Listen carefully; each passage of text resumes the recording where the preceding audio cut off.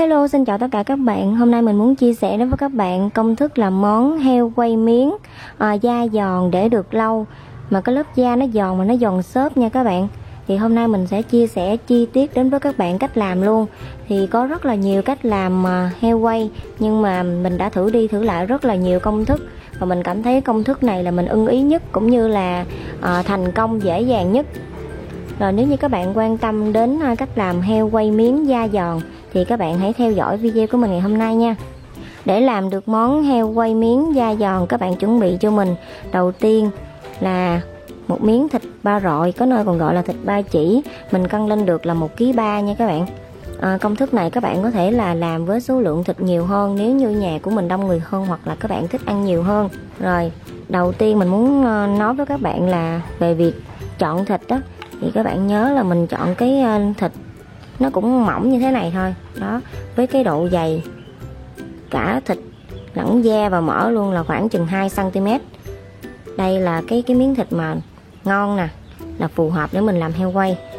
Thứ hai nữa là các bạn phải chọn cái miếng thịt, cái lớp da nó phải bằng luôn đó, miếng thịt nó phải bằng phẳng như thế này nè, thì mình cho ra cái miếng heo quay nó sẽ giòn đều cái lớp da, sẽ ngon hơn. Ví dụ như mà khi các bạn mua miếng thịt về mà các bạn thấy cái lớp thịt nào, chỗ nào mà nó dày quá thì các bạn nhớ các bạn lạng bỏ bớt đi. Tiếp đến chúng ta sơ chế thịt, thì mình cho hết thịt vào trong thau. Cho vào đây 1 muỗng canh muối vung và khoảng 2 muỗng canh giấm. Cho vào đây một tí nước. Giấm và muối sẽ giúp khử mùi hôi của thịt và giúp cho thịt nó sẽ sạch hơn. Đó các bạn rửa rồi các bạn cạo cho sạch cái lớp da, nếu mà nó có nhiều lông thì các bạn cạo luôn. Ở đây cái miếng thịt nó có nhiều cái mỡ thì các bạn phải lóc vỏ đi nha. Rồi các bạn ngâm ở trong hỗn hợp muối giấm này trong khoảng thời gian là 5 phút. Rồi mình sẽ rửa sạch lại với 2-3 lần nước. Rồi đây là thịt sau khi mình đã sơ chế xong á các bạn. Thịt sau khi sơ chế xong các bạn sẽ thấy là nó sẽ trắng và nó sẽ tái hơn, bởi vì mình rửa qua với giấm á các bạn. Tiếp đến các bạn chuẩn bị cho mình 4 tép tỏi đập dập. Rồi đối với gừng thì các bạn sẽ cắt lát mỏng, không cần phải cạo vỏ ha, các bạn chỉ cần rửa sạch đất là được rồi. Củ gừng này nó bị hỏng, mình sẽ bỏ. Rồi chuẩn bị ngay một cái chảo hoặc là nồi cũng được. Cho vào đây 1,5 lít nước. Rồi cho thịt vào để mà mình luộc. Các bạn nhớ là mình sẽ cho cái lớp thịt xuống nha, cái lớp da lên trên, bởi vì mục đích của mình đó là mình muốn luộc cho thịt nó chín. Rồi cho tỏi và gừng vào. Tiếp đến các bạn cho vào đây 1 muỗng cà phê ngũ vị hương, 2 muỗng cà phê ớt bột để giúp cho món heo quay của mình có màu sắc đẹp. Rồi 2 muỗng canh nước tương. Các bạn sẽ luộc trong khoảng thời gian là 20 phút. Với cách làm này á, thì mình không cần phải ướp gia vị vào trong thịt, nhưng mà thịt heo của mình nó vẫn thấm gia vị, vẫn rất là thơm ngon và giữ đúng cái hương vị của thịt heo quay ha. Rồi hết 20 phút ha các bạn, bây giờ thịt cũng đã chín, giờ các bạn sẽ gắp ra.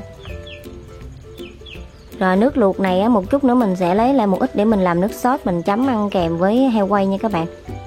Rồi thịt sau khi mình đã luộc chín, bây giờ các bạn sẽ xăm.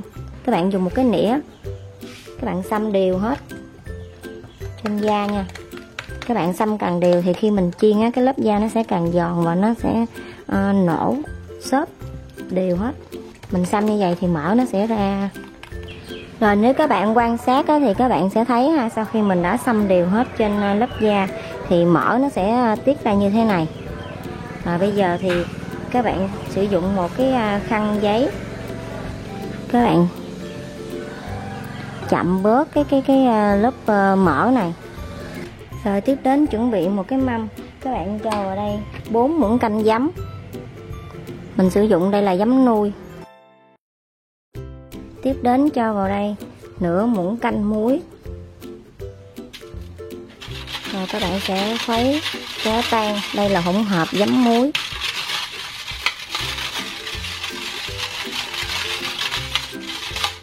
Sau đó các bạn sẽ cho cái lớp da xuống hỗn hợp nước giấm muối này các bạn, để cho đều nha. Các bạn ngâm trong khoảng thời gian là 10 phút. Rồi đã hết 10 phút, bây giờ các bạn sẽ mang đi phơi. Rồi sau khi các bạn ngâm thịt vào trong hỗn hợp nước muối giấm được khoảng 10 phút, sau đó thì các bạn sẽ mang thịt đi phơi, hoặc là các bạn cứ để trước gió như thế này để cho cái lớp da này nó khô hoàn toàn luôn nha. Các bạn lưu ý là lớp da phải thật là khô ráo.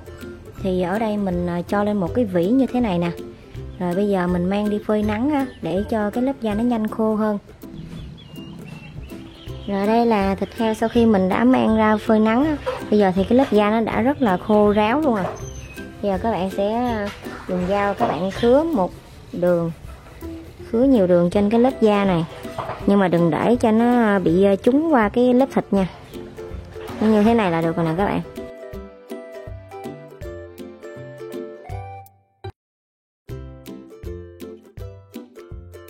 Rồi đây là nước luộc thịt đó các bạn.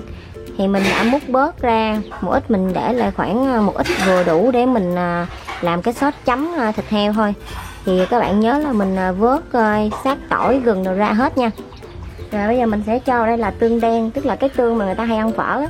Mình cho vào đây khoảng 2 muỗng canh, mình nhắm chừng nha. Rồi tương ớt á, 2 muỗng canh. Vào đây khoảng 1 muỗng canh nước tương nữa. Rồi các bạn khuấy đều lên. Rồi ở đây mình có chuẩn bị là 2 muỗng canh nước lọc hòa với 1 muỗng canh bột năng để mình tạo cái độ sánh cho nước sốt nha. Mình đã khuấy trước ở bên ngoài. Rồi các bạn sẽ nấu chờ cho cái nước sốt này nó rút bớt một nửa. Rồi nước sốt đã rút bớt một nửa, bây giờ mình sẽ cho hỗn hợp bột năng vào. Mình cho từ từ vào nha các bạn, đến khi nó sánh lại như các bạn mong muốn là mình không cho nữa. Vậy là mình cho hết luôn nha các bạn. Sau khi cho hỗn hợp bột năng vào, các bạn sẽ nấu thêm khoảng 2 phút nữa rồi các bạn tắt bếp được rồi. Đó, nước sốt của mình nè. Rồi tiếp đến các bạn bắt lên bếp cho mình một cái chảo khác, các bạn cho vào đây một ít dầu như thế này. Rồi hôm nay là do cúp điện á các bạn, nên là mình sẽ chiên bằng củi nha. Nếu các bạn sử dụng bếp ga hoặc là bếp điện á, thì các bạn để mức lửa liu riu giúp mình. Đó, mình để mức lửa nhỏ thôi, như thế này ha. Các bạn cho 2 chiếc đũa lên để cho cái thịt mình cho vào nó không có bị chạm vào đáy chảo á. Đó, các bạn quan sát các bạn sẽ thấy là khi mình để mức lửa liu riu, mức lửa nhỏ thì cái lớp da nó sẽ sôi nhẹ nhẹ nhẹ như thế này nè các bạn. Nó sủi bọt, nó sủi tăm nhẹ. Không nên để mức lửa lớn nha. Lý do chúng ta cần phải chiên trước với mức lửa nhỏ và dầu sủi tăm ít như thế này là để giúp cho cái lớp da nó ra hết mỡ luôn, nó ra bớt mỡ. Như vậy thì khi mà mình chiên á, cái lớp da nó sẽ phồng xốp lên, nó nổ cái lớp da lên rất là ngon, rất là giòn ha. Và khi mình chiên nó sẽ không có bị văng dầu nữa các bạn. Thì hôm nay mình chia sẻ đến với các bạn với số lượng thịt đó là 1 kg 3. Với công thức này nếu mà nhà của các bạn làm với số lượng nhiều hơn á, thì cũng không mất quá nhiều thời gian đâu các bạn. Ngược lại thì gia đình của mình nó sẽ có được một món heo quay da giòn để lâu, và đảm bảo là khi mình chiên nó sẽ không có bị văng dầu. Rồi để biết được hay chưa thì các bạn nhớ là trong quá trình mình chiên á, các bạn sẽ gỡ cái lớp da lên, các bạn kiểm tra. Rồi lớp da nó như thế này là được rồi các bạn, nó săn lại.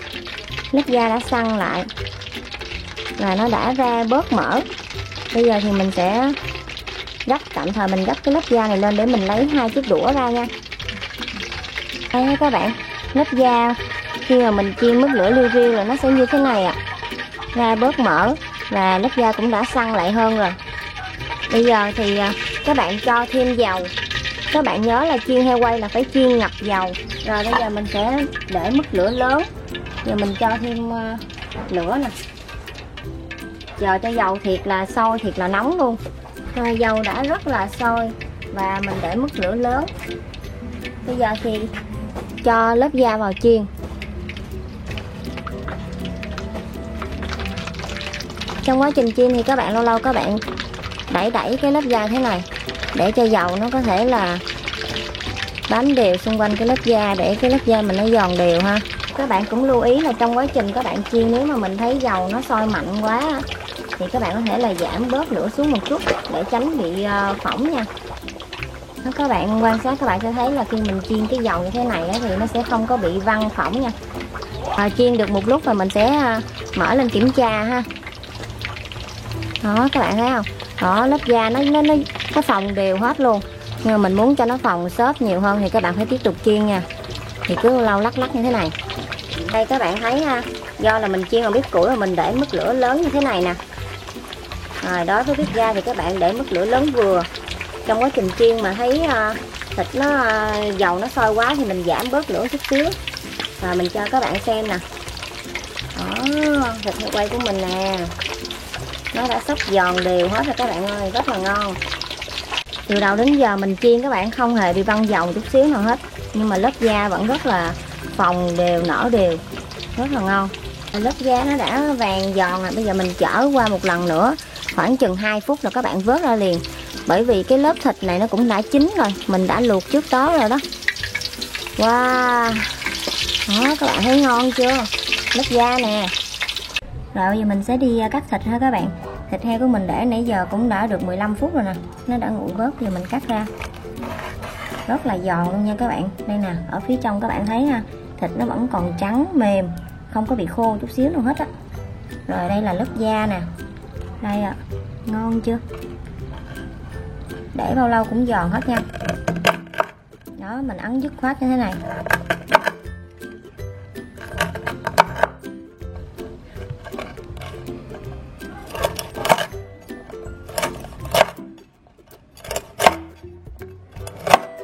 Rồi đây là chén nước sốt của mình ha các bạn. Bây giờ thì mình sẽ cho thêm nửa quả chanh, mình cắt lát như thế này nè, cũng như là hành tím mình cho vào. Rồi mình cho thêm mè trắng rang vàng nữa. Như vậy là mình đã xong chén nước sốt ha, để mình ăn kèm. Rồi mình lấy thử một cái miếng da heo nè. Đó, miếng da heo quay nè, để mình ăn riêng cho các bạn có thể là cảm nhận rõ hơn về cái độ giòn nha. Đó, heo quay các bạn có thể là ăn kèm với nước mắm chua ngọt cũng được.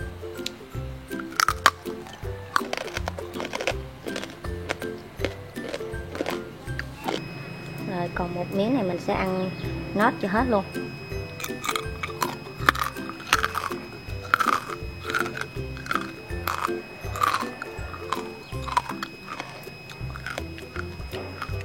Rồi như vậy là chúng ta đã hoàn thành xong công thức làm món heo quay da giòn để được lâu, rất là thơm ngon và đẹp mắt như thế này.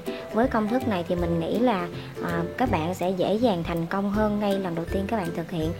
Nếu như các bạn cảm thấy yêu thích công thức làm món heo quay này của mình, đừng quên cho mình một like và đăng ký kênh để ủng hộ cho mình, cũng như là chia sẻ cho thật nhiều bạn bè để biết thêm một công thức nữa về cách làm món heo quay da giòn tại nhà này nhé.